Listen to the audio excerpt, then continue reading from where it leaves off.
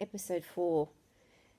I guess I need to talk a little bit about how difficult the diagnosis was for me, but I guess it was even more difficult for my partner or my now husband, Steve.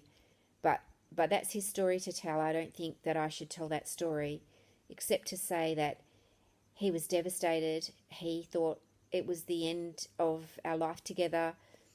We believed very strongly that I could die pretty much in the next 6 months because that's what we'd been told. But because of all the research that's been done, the statistics, they just don't mean anything anymore. There's not enough history, not enough sound research now to say that if you get a stage 4 lung cancer diagnosis, you are going to die that quickly. There's so much that depends on your own mental health, your own support, your financial situation, your healthcare situation. All of that makes a difference in regard to whether or not you will survive and how long you will survive and all of those things. So it doesn't have to be a death diagnosis, I don't believe. And that has been proved in my circumstance. I am really fortunate. I'm in a really good financial position. I have good health care in Australia. We have a really good health system. I've been able to access care and scans and treatment and blood tests so easily, even with COVID and all that has gone on with COVID.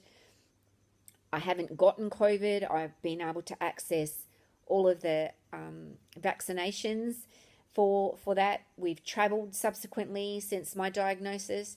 I'm not having issues with breathing. Well, I should say they've just started in the last couple of weeks, having a little bit of difficulty with my breathing. But on the whole, I have been very, very well, and I'm so thankful that that's been the outcome for me and that I haven't suffered any of those horrible side effects that other people may have had, etc. So please don't think that just because someone's told you you've got non-small cell lung cancer and the prognosis is usually that you're only going to live for a maximum of 5 years, you can defeat those odds, I believe. And I guess the other thing for me is that I've had so many people praying for me, been on my side, been supportive.